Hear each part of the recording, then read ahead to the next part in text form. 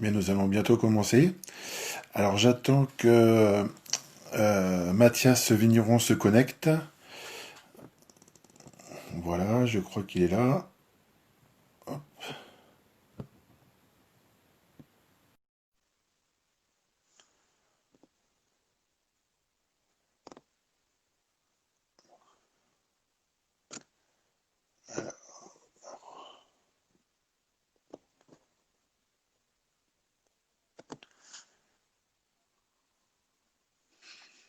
Alors bonjour à tous ceux qui nous rejoignent.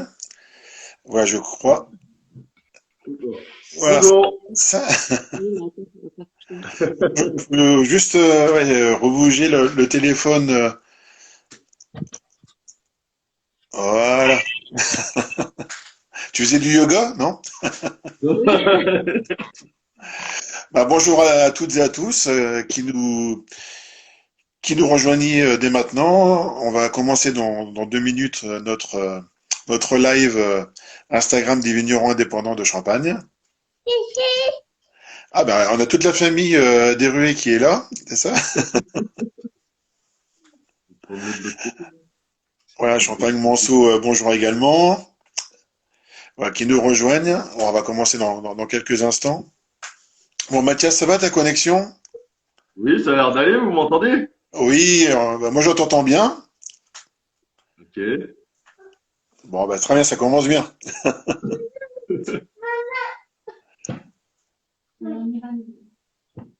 Ok, très bien. Bah, écoute, je te propose de commencer. Donc, bah, bienvenue à toutes et à tous. C'est le deuxième live des Champagnes euh, de vignerons indépendants. Donc, si vous ne connaissez pas les vignerons indépendants, bonjour Pierre-Baptiste. Voilà, beaucoup de gens effectivement nous rejoignent maintenant. Laurent Liébar, Sebal, manager, restaurant, bah, voilà. Donc deuxième live Instagram des vignerons indépendants. L'idée c'est de faire découvrir un vigneron, un terroir et une cuvée. Je vois qu'il y a de l'animation chez toi, hein, c'est bien. Ouais, ouais. Il y a de la vie chez toi. Voilà, donc un vigneron indépendant, eh bien, c'est un vigneron qui adhère donc à l'association des vignerons indépendants de France, hein, nous avons effectivement une antenne en Champagne, donc qui regroupe à peu près 400 vignerons.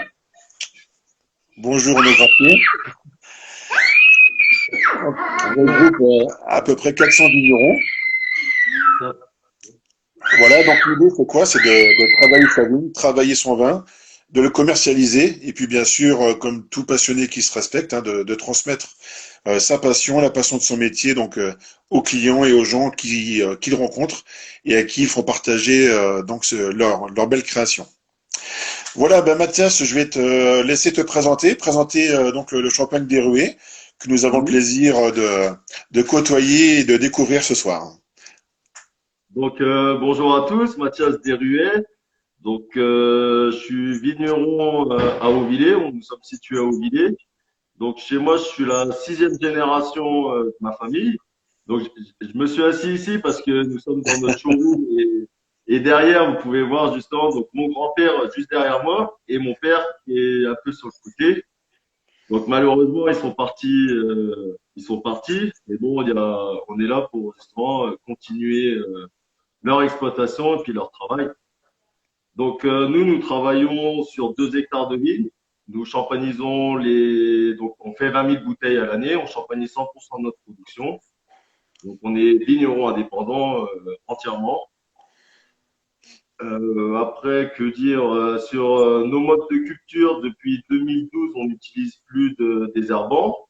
Donc, on a évolué sur des champagnes complètement différents de la viticulture raisonnée. Après, bon, ben, le travail du sol, maintenant,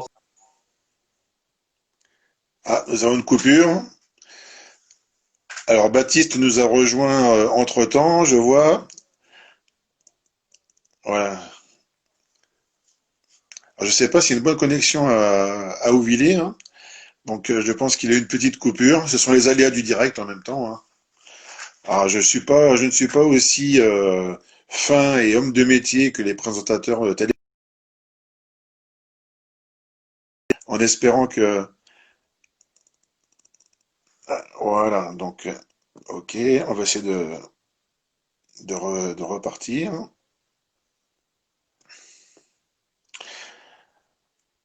Ah, bonjour Christine et Vincent Champagne que Oui, Sévigno qui nous rejoignent également. Revoici Mathias. oui, désolé, ça a coupé, petite Il n'y a coupure. pas de souci. Donc je te laisse continuer. Donc, donc sur notre mode de culture, donc depuis 2012, on travaille nos sols. Après, donc, ben, bien sûr, on a des rendements beaucoup moindres que la normale, on va dire. Donc après, sur la partie vinification, on utilise l'un des plus vieux pressoirs de Champagne, voire le plus vieux pressoir de Champagne, un pressoir carré de Dark Flamin de Qui date de quel âge? 1888. 1888. Ah oui. Mm. Donc on travaille beaucoup avec l'oxygène. Enfin, nos mous dès le démarrage travaillent avec l'oxygène. Après, en termes de vinification, bon, je dirais que c'est une vinification traditionnelle. On utilise par contre nos levures naturelles. Enfin, bon, mon père a toujours travaillé comme ça. Moi, je ne savais pas qu'il y avait des levures sèches à l'époque. Je pensais que tous les mous partaient naturellement en Ouais. fermentation. Et après, on a continué ce système. Et puis après, donc, on essaye d'élaborer des cuvées de plus en plus, on va dire, concentrées ou avec moins de rendement. Donc, du coup, on a des champagnes beaucoup plus puissants, à caractère unique aussi également. Puis voilà. Alors, Tessil Foro, le Bruno nous ont rejoints également. Donc il y a pas mal de gens connectés, c'est bien. Je pense que ça va continuer, hein.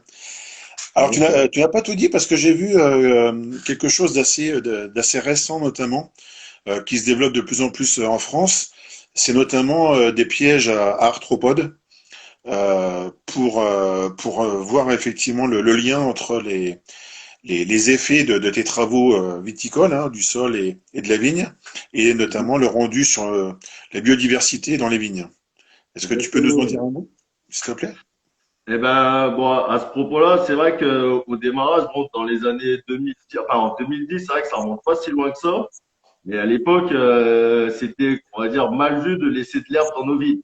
Ça, je me rappelle qu'à Oui, l'époque, mon oui. père, quand on laissait l'herbe dans nos vignes, bon, il aimait pas trop au démarrage. Et après, c'est vrai que quand on voit la biodiversité qui s'y crée, l'écosystème qui revient également, de voir des animaux dans nos vignes, de voir enfin, des insectes volants, etc.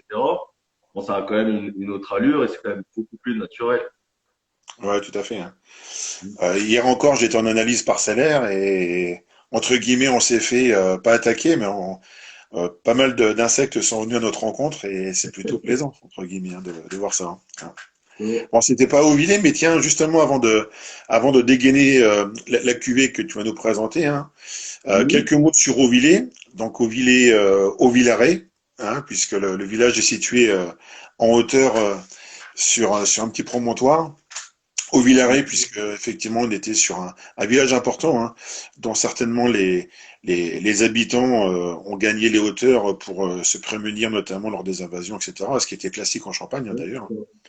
Et alors moi je parlerai peut-être plus notamment de la typicité, notamment ce qu'on trouve sur Auvilliers, puisque Auvilliers ça fait un finage en forme de et ça c'est incroyable, hein, c'est en forme notamment de grappe de vigne, une grappe de vigne ailée, c'est-à-dire que vous avez une partie ouest, une partie est et une partie centre et sud.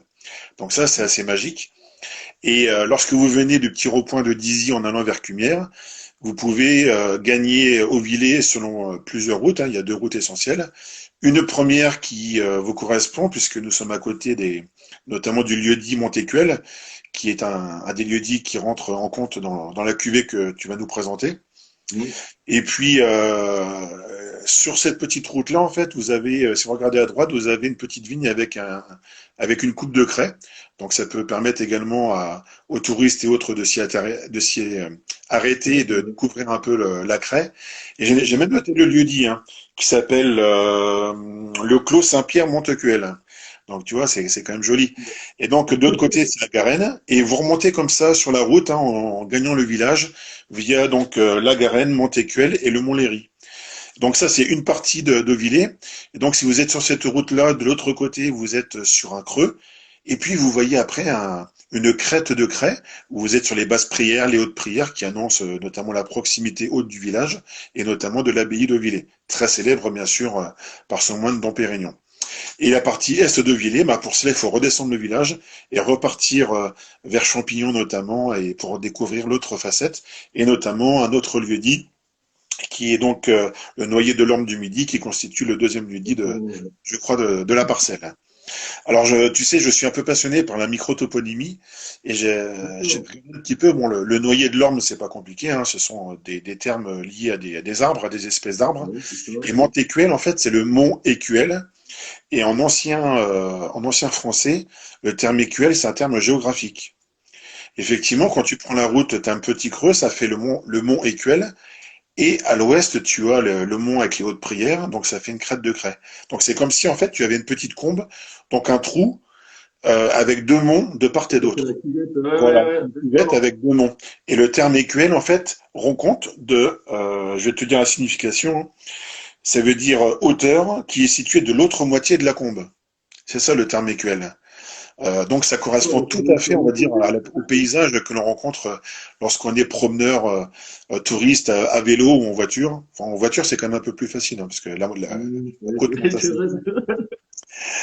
Donc, Auvillers, bah, c'est vraiment un terroir de craie, surmonté parfois par des colluvions, hein. Le village est situé plutôt sur des dômes de marne ce qu'on appelle du Sparnatien. Et puis le vignoble monte jusqu'aux assises argileuses du Lutétien supérieur. Et puis après on a des marnes, des calcaires silicifiés et on arrive aux meulières. Et parfois les meulières ont alimenté en colluvion notamment des cailloux de silex que l'on peut trouver sur les parcelles, hein, et qui donnent parfois donc des sols un peu plus profonds sur la craie. Et c'est ce qui permet notamment grâce aux expositions majoritaires, je crois, est, sud-ouest et sud, d'avoir justement des typicités donc en date de maturité, mais même en termes de goût, hein, avec des craies Oui, très oui, différentes, plus ou moins érodées. Et c'est ce qui donne également la richesse pour vous faire les assemblages notamment. oui. Vous êtes bien calé sur le village. Vous Oui, mais je connaissez m'y balade de bien. temps en temps. Je m'y balade de temps en temps, mais et je vous cacherai même que je connais également un producteur qui dans ses vignes tout toute la parcelle est non pas plantée, mais on trouve des fraises des bois et des orchidées. Donc, en quoi la terre d'Auvilliers Ouais, la sur la protège bien biodiversité, ouais, est ouais. belle et forte, hein. Voilà. Ouais, d'accord. Ok, bah écoute, je sais pas si tu veux nous parler de la cuvée ou d'autres éléments que tu souhaites nous évoquer. Je- D'ailleurs, je voulais juste, avant oui, de passer sur le champagne, c'est vrai que je voulais quand même donner mon soutien à Monsieur Couvreur, parce que c'est vrai qu'en ce moment, il est quand même très actif dans le monde de la Champagne. On se rend compte quand même que, bah oui, qu'il y a des vignerons indépendants, qu'il y a des vignerons qui champagnisent à 100% de leur production. Il n'y a pas que des vendeurs au kilo. Et là-dessus, je tiens à lui donner aussi mon soutien des actions qu'il Champagne peut mener en ce Lost, moment. bonsoir. Ouais. Comment? Non, non, je dis également bonjour aux gens qui nous rejoignent au fur et à mesure. Oui, pardon. Et donc, c'était juste ce petit point que je voulais lui donner mon soutien de ce qu'il compte faire et que c'est vrai qu'il a tout à fait sa place dans les négociations des appellations de la Champagne pour la suite. Hmm. Après, bon, entre guillemets, on va pas mettre à plat une économie entière pour 15% que nous sommes. Mais ces idées sont très bonnes. Oui, après, bon, la Champagne est multiple et historiquement multiple, hein, d'ailleurs. Et c'est bien de voir aussi que émergent des vignerons aussi qui veulent vraiment montrer leur passion. Oui, c'est ça. Des vignerons, moi je côtoie tout, hein, tu sais, des vignerons, des coopérateurs, des coopératives, etc. Il y a des gens qui bougent, hein, plus que d'autres, hein, ça c'est clair, hein. Mm. Et effectivement, vous, par l'étendard des vignerons indépendants, vous avez l'appui également de ce logo, hein, de ce vigneron qui porte un fût et qui montre effectivement qu'il a envie de faire savoir un peu ce qu'il fait. Et c'est tout à fait louable, hein, bien sûr. Non, c'est sûr. Est-ce que tu peux nous parler un petit peu je crois que tu essaies de faire connaître le champagne en Corée du Sud, je crois? Oui, bah oui, oui. Alors, donc ça, c'est mes origines. Du coup, bon, je suis la sixième génération, mais bon, on voit que je suis pas né en France, je suis né en Corée du Sud. Donc, on a été adopté avec mon frère, et c'est vrai que ça a été un de nos défis qu'on a repris l'entreprise familiale, parce que lors de nos premiers voyages, on s'est rendu compte que là-bas, ils connaissaient pas trop le champagne. Hmm. Ben, Tu l'avais c'était bien? en 2011 les premières études de marché qu'on avait réalisées, D'accord. 2010. Et du coup, là, on s'était rendu compte sur place que bon, il n'y avait pas beaucoup de consommateurs. Et là, maintenant, 10 ans après, on peut voir que ça s'est expansé. Et ça, bon, c'est vrai qu'on peut pas le reprocher. C'est quand même grâce à toutes nos grosses maisons de champagne qu'aujourd'hui, le champagne est implanté en Corée du Sud. C'est pas nous, vignerons indépendants, avec nos moyens, qu'on aurait pu faire une consommation comme telle aujourd'hui. Mais c'est vrai on a voulu faire connaître nos expériences qu'on a vécues en France, on a voulu les transmettre en Corée. Et donc mon frère aujourd'hui est basé en Corée du Sud. Il a un beau job lui là, il apprend en coréen à boire le vin. Bonjour, bonjour Aurélia et Quentin qui nous ont rejoints également. Bonjour. Mais ça, c'est formidable, hein. C'est un peu un bâton de pionnier aussi, hein, d'aller faire découvrir et aimer le champagne aussi Mm. dans ces belles contrées, hein, c'est clair, hein. Et puis bon, c'est sûr qu'à l'époque, bon, c'était dans nos débuts, enfin dans nos débuts quand on prenait l'entreprise familiale. Et c'est vrai que c'est quand même, on a pu faire toutes ces études de marché, ces déplacements, ces salons, grâce aussi à la région qui nous ont soutenus à l'époque, Mhm. qui nous ont quand même aidés à. Donc bon, c'est vrai que c'est des dossiers assez compliqués, assez lourds, mais ça valait le coup. Enfin, aujourd'hui, avec le recul, je me dis quand même que ça valait le coup d'avoir ce petit soutien-là qui nous a permis aujourd'hui d'envoyer un peu de champagne là-bas. Oui, ah, mais c'est vrai que c'est important, hein. C'est Mm. important, on ne fait rien seul et c'est important d'aider les producteurs entre guillemets de petite surface, hein, Ouais, notamment à gagner l'export et les aider, hein, s'ils le souhaitent, bien sûr, de faire la promotion de leur vin, hein. mm. Je pense que c'est assez magique de trouver du champagne des ruées en Corée du Sud et ailleurs, hein, dans le monde, hein. C'est quand même une belle fierté, je trouve, hein. C'est vrai, hein. Parce que c'est aussi un travail de fond, hein, faut le dire aussi, hein. Ouais, C'est c'est pas pas donné à tout le facile. monde de faire de l'export et c'est un gros travail, beaucoup d'investissement.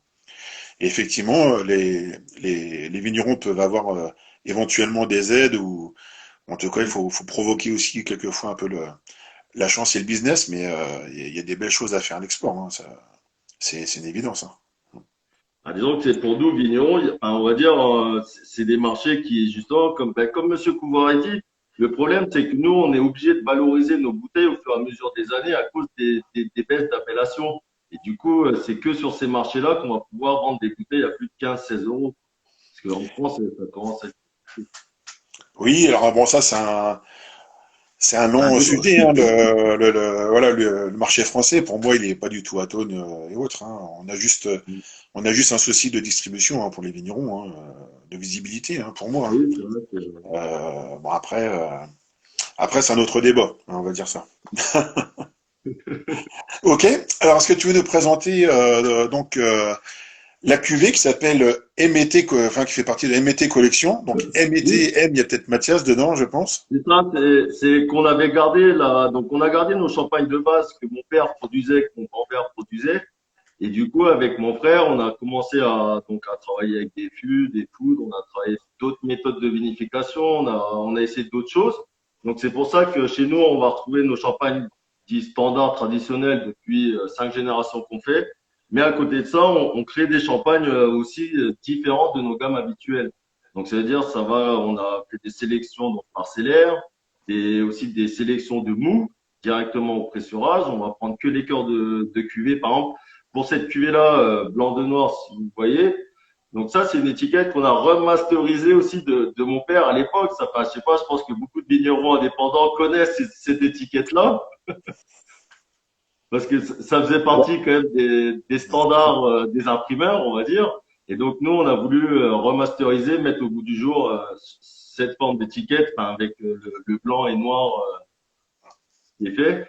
Donc pour faire cette cuvée-là, elle s'appelle Cœur de Pinot parce que là, on sélectionne les 12 premiers hectos de chaque mare. Donc là, on voit qu'il y a 3 lieux-dits. Donc on va faire 2 mares, mais on va sélectionner que les 12 premiers hectos qu'on va isoler à la vinification. Donc excuse-moi, je t'interromps, mais ça c'est important pour celles et ceux éventuellement qui ne savent pas.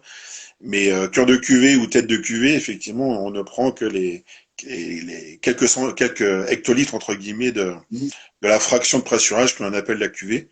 Donc qui peuvent être cœur de cuvée ou tête de cuvée. Bon après c'est un terme plus technique après, mais voilà, je pense que c'est intéressant de le voir effectivement et c'est aussi au-delà de la sélection des parcelles, c'est aussi une sélection de jus et donc de pulpe du raisin. C'est ça qui est important aussi, hein. Exactement, ouais. Hmm. Donc on aura des champagnes très bon, il y aura du sucre, du coup il y aura beaucoup de sucre, il y aura un peu plus de sucre que d'acidité, mais enfin, on a un bon équilibre, mais c'est pour ça qu'on aura toujours un champagne rond mais très puissant en bouche.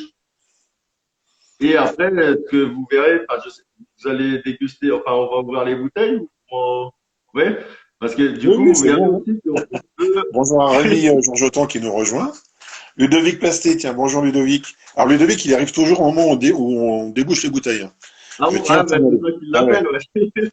Très, très, très, très grand amateur et connaisseur de champagne aussi, hein. Coucou Ludovic.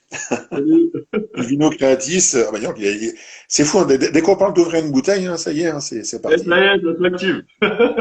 Mais c'est ça le champagne, hein. Ah ben, bah, c'est la Je vous joie, rassure, hein. moi je vous rassure, je fais pareil, hein. Donc, ok, donc c'est une récolte 2015. C'est ça, donc vendange 2015. Même processus de vinification. On travaille donc avec des levures naturelles. On laisse partir nos mous partir tout seul. Donc on C'est vrai. chaptalise également aussi. C'est un point qu'on fait, c'est qu'on ne chaptalise plus depuis 2015. Donc on va essayer de chercher pendant les vendanges des raisins à 10, 10 et demi, voire 11, parce que le problème du 11, c'est qu'on a après des vins très lourds. On a des champagnes lourds. Donc, on va plus chercher des 10, 10 et demi.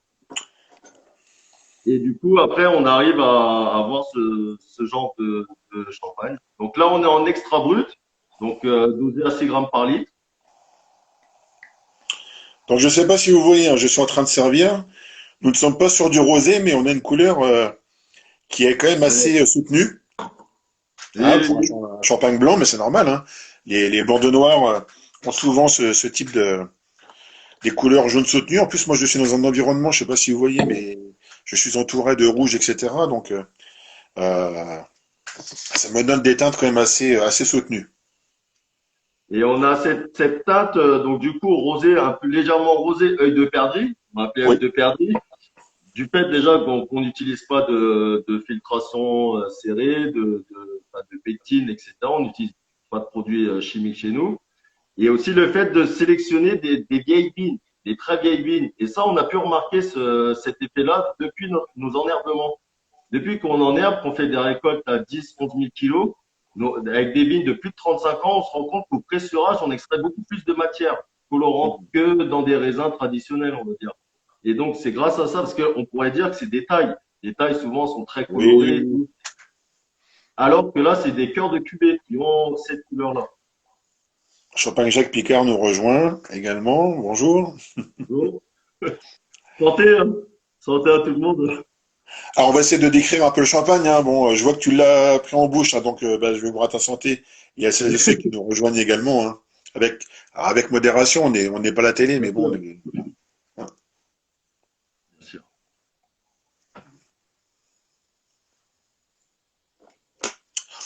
Voilà, je vais revenir après sur la bouche, hein.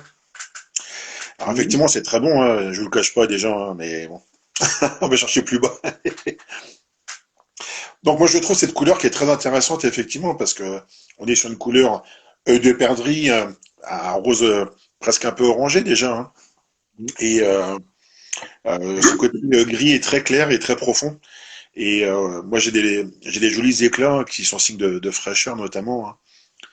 Après, ce que je trouve également intéressant, c'est que sur ces terres crayeuses, on a ces jolis pinots, on sent bien la maturité, hein, de toute façon, hein. On sent qu'il y a du soleil, bien évidemment, hein. On est un peu sur les noyaux d'abricots, noyaux de cerises, etc., hein, mais avec beaucoup de fraîcheur, hein. On n'est pas sur on La n'est pas sur verdure qui l'aspect prend le dessus, ouais. oxydatif, c'est ça que je veux dire, Mhm. hein. Donc le côté pêche, et puis bien sûr le côté un peu groseille. On a pas mal de notes confites, hein, bien évidemment, hein.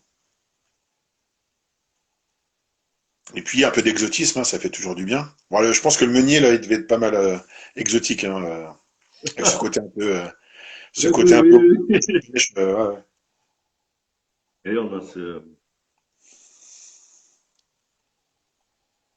Ouais, c'est un nez qui est très flatteur, hein, mais, on a ces notes justement un peu d'agrumes, hein, orange sanguine, des, des notes comme ça qui pointent, hein, qui se relèvent. Et puis derrière, des notes un peu plus épicées, hein. On voit qu'on a quand même des pinots qui ont du caractère, hein, qui ont de la Mm. fraîcheur, mais beaucoup de caractère, hein. Et ça, même au vendange, enfin, quand on goûte le raisin, on sent, enfin, on le sent justement, on le sent. Enfin, c'est là qu'on décide de le couper, parce que c'est pareil aussi, c'est une chose qu'on a mis en place, c'est qu'on vendange nos raisins le matin et on les pressure directement. Et donc, on fait qu'un marc par jour chez nous. On laisse pas du raisin traîner sur les quais ou autre chose. C'est qu'on va récolter, donc on attaque à 7 heures, à 10 heures on a notre marc et à 10 heures on presse.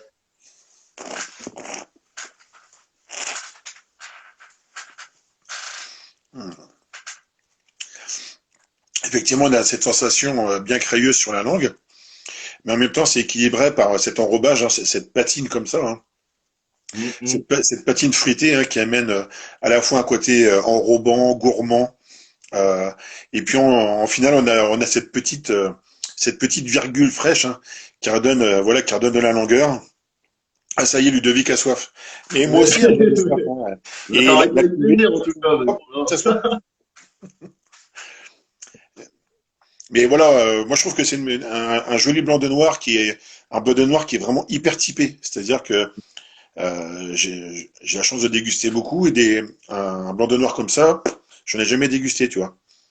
Donc ce Ouais. côté un peu vineux, mais toujours dans la fraîcheur. Et puis avec un aromatique presque de rosé, mais de blanc aussi, tu vois, de pinot de caractère, de pinot frais aussi. On a vraiment l'impression d'avoir beaucoup de nuances. Mais je pense que le côté Montecuel doit jouer beaucoup. Parce que si tu regardes un peu le lieu-dit, hein, parce que le lieu-dit, il y a Montecuel, mais Oui, il y a oui, beaucoup de choses à Montecuel. Et vous, vous êtes quand même sur une partie qui voit aussi un peu le vent et qui, je pense, a une craie un peu altérée. Donc, vous devez avoir de la craie blanche, de la craie grasse, de la craie rocheuse, etc. Et je pense que les pinots noirs doivent s'en donner à merveille, hein. En tout cas, ils prennent bien le soleil, hein, ça c'est sûr, hein. et du fait qu'on utilise justement des levures naturelles, c'est ce qui va se donner ce caractère vraiment Mm. authentique et unique de notre maison. C'est ça qui Voilà, fait tout, la précision, hein. Ouais. Parce ça, que le secret de tous les ouais. vignerons indépendants. Donc.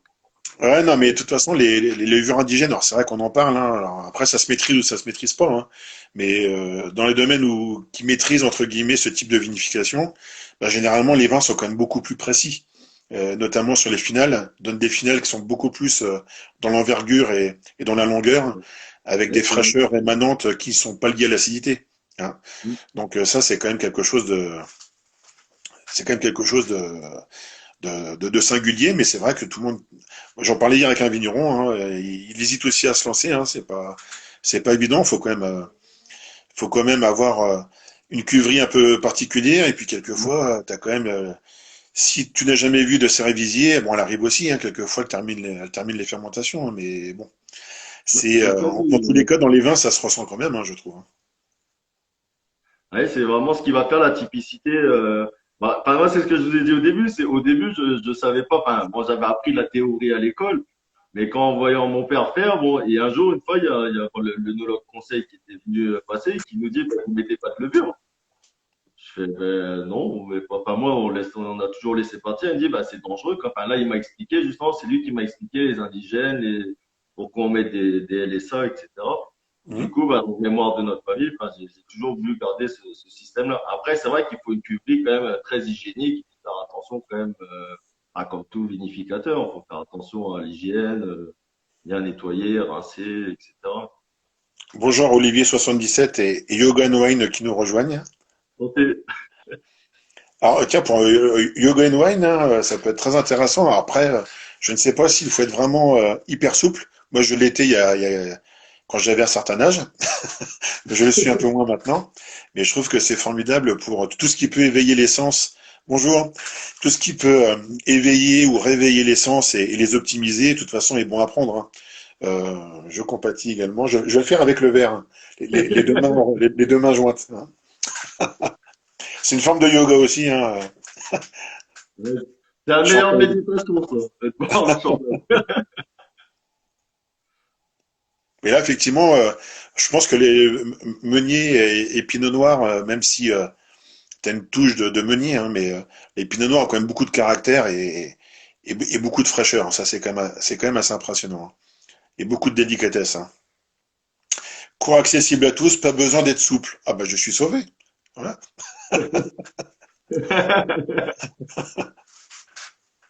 Séance de sophrologie avec séance d'assemblage. Ah ouais, non mais tout ça, moi je trouve Ouais, ça magnifique, hein. c'est pas bête ça le matin, ouais, avant d'assembler. Ouais, bah oui. Et tu vois, tiens, souvent je parle de champagne pour accompagner un brunch. Et ben tu vois, Ouais. celui-ci là, dégusté entre guillemets pas trop chaud, hein, grâce à ses notes d'agrumes, d'orange sanguine, etc., ces notes un peu épicées, pourrait très bien faire l'affaire, hein, sur nos sur les œufs travaillés avec un peu de piment d'Espelette, un beau bacon, tu vois, et puis quelques segments d'agrumes. Je pense que je pense qu'on pourra s'amuser là-dessus, hein. Puis après tu mets deux trois petits fromages, tu vois, quelques fruits bien choisis et on peut s'amuser énormément avec ce type de champagne, hein. D'ailleurs, toi, tu le préconises sur quoi? Tu as déjà testé sur des plats précis, par exemple? Nous, on le préconise ben, pendant les repas. C'est vrai que c'est un champagne plus de repas. Mais et la dernière fois, enfin, bon, c'était étonnant, mais avec du comté, c'était bizarre. Avec du comté, on justement, bon, enfin, c'est cette nouvelle mode des vins blancs au fromage, et on a Ouais, essayé. Et on a été très surpris justement parce qu'avec le côté gras du fromage et le champagne, bon, on avait toujours cette puissance, mais là, c'était vraiment ah, ça, c'était rond, ça passait comme de l'eau, mais avec, enfin, comme un jus de raisin. alors j'ai une petite suggestion, c'est de te procurer de la mimolette. Donc Ouais, mimolette jeune et mi-vieille, surtout pas de la trop affinée, hein. Mimolette jeune d'accord. et mi-vieille, tu coupes des copeaux comme si tu coupais des copeaux de parmesan, tu vois, Ouais, et tu les mâches délicatement et avant d'avaler, tu prends ton champagne en même temps. Et à mon avis, tu vas voir des odeurs de pêche comme ça qui vont exploser dans le palais. d'accord. J'ai déjà fait, hein, ce type de dégustation et c'est absolument pharaonique la puissance aromatique que tu peux dégager avec ce type de rosé, hein. Ah bon, on va essayer. Et Ouais, puis, ben, ceux qui viendront des vignerons indépendants qui nous auront vus pourront venir en caveau, on fera déguster si vous voulez. Il n'y a pas de problème, on va acheter la violette, on va essayer. Ouais. Si, c'est vrai, ouais. On va voir. alors justement, donc pour se procurer la cuvée, donc blanc de noir, cœur de pinot, il faut dire le nom de la cuvée, un cœur de pinot. Oui. Donc elle se trouve où? Bien sûr chez vous, j'imagine. Et on peut la trouver où? Eh ben, on peut la trouver au Brésil, en Nouvelle-Zélande, en Corée, en Suède, au Danemark. Après, Et en France, en ouais, France, c'est chez nous. c'est chez vous. C'est chez nous. Et on vous accueillera Déplacez-vous. avec grand plaisir. Alors les fromages de la région, bien sûr, le langre par exemple, avec ce type Ouais, de champagne. ouais, Alors le langre, bien sûr, sans affinage au marc, parce que le marc ouais, c'est euh, ça. va un peu casser le champagne, mais un langre sorti un peu du réfrigérateur avec cette cuvée sera très bien également, hein. Bien sûr, hein. Ouais, c'est ouais, ce côté ouais, crémeux. Mm. Ouais, ouais, tout à fait, hein. Parce qu'en croix, on compare souvent le langre avec les poisses, mais ça n'a rien à voir, hein. Le Non, langre est beaucoup non. plus frais dans la sensation, hein. Et des fois, c'est, bah, ça sent plus fort. Parce que vous êtes cuisinier, non? Ah, pas du tout, non. Non, Non? non. Non, non, mais je travaille beaucoup aussi là-dessus, hein. Tu sais, moi, je déguste la terre et je déguste les produits de la terre aussi. Donc, hein. D'accord. Ah, oui, c'est pour ça que cet amour des sols, de la Euh, terre et tout, d'accord.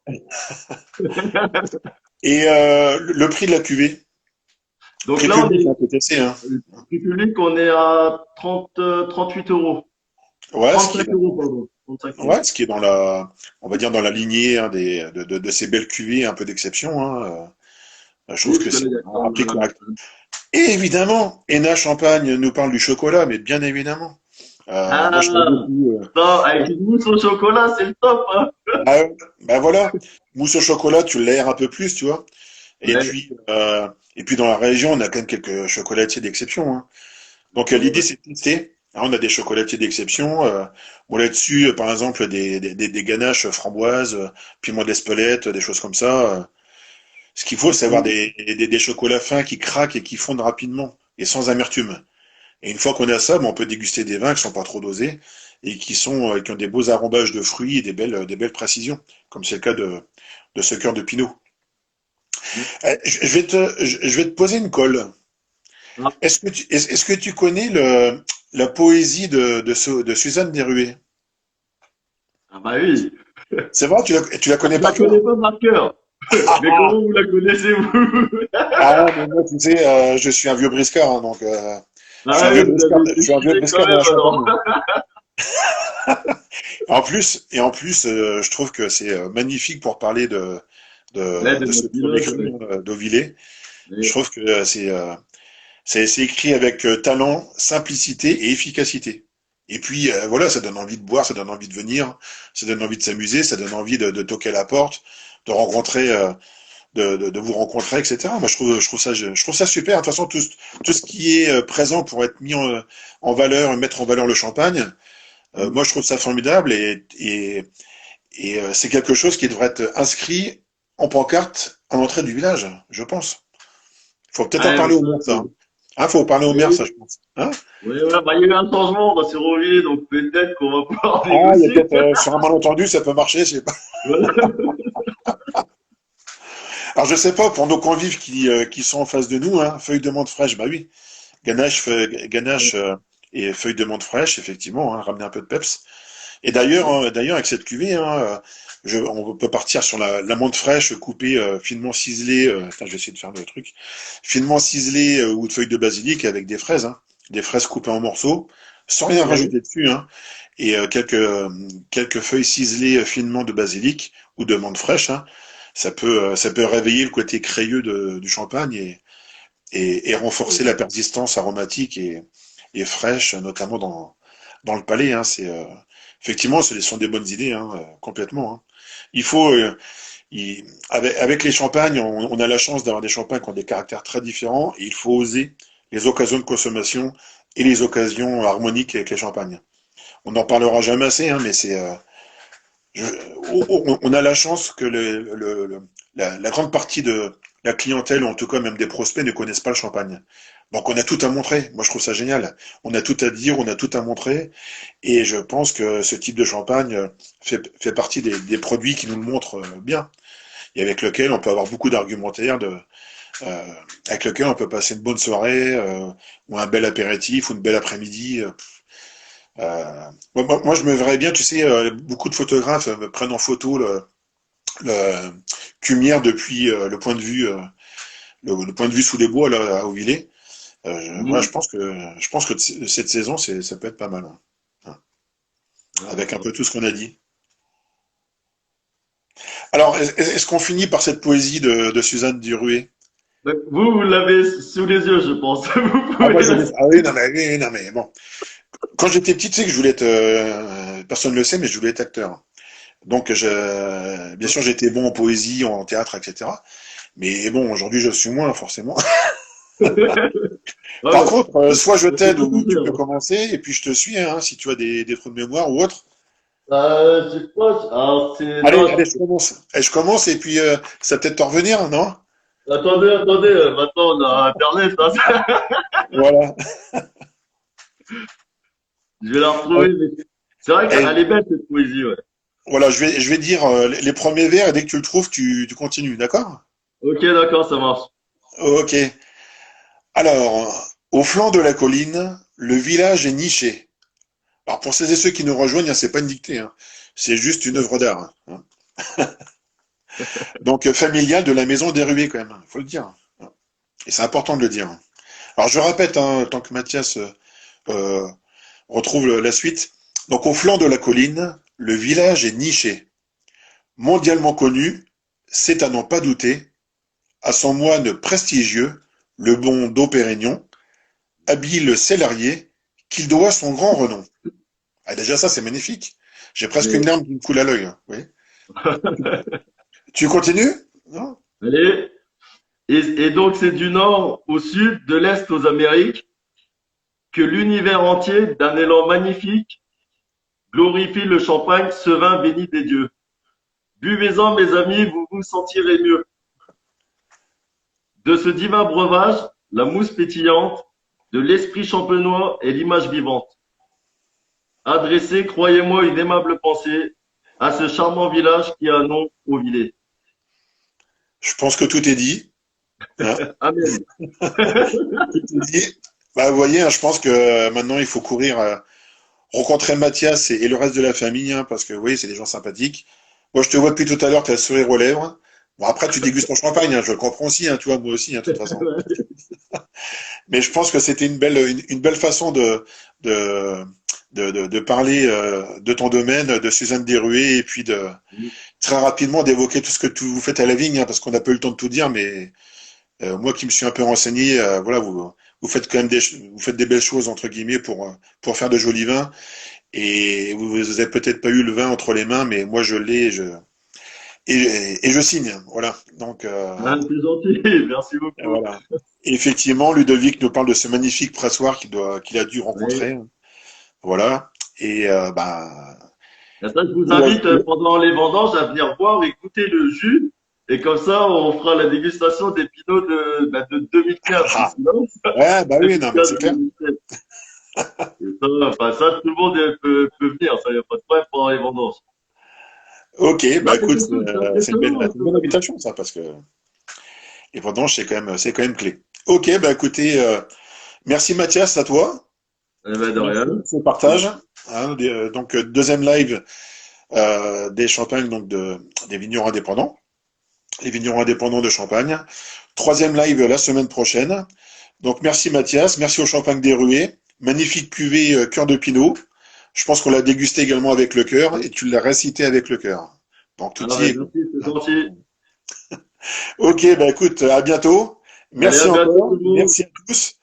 Et puis bah, bon week-end à toutes et à tous. Bon Buvez du week-end. champagne, dégustez champagne, vivez champagne, amour champagne, enfin tout ce que vous voulez, du moment qu'il y a du champagne. Hein. Ouais. Allez, bye Allez, à très bye. bientôt. Merci. Au revoir. Salut. Au revoir.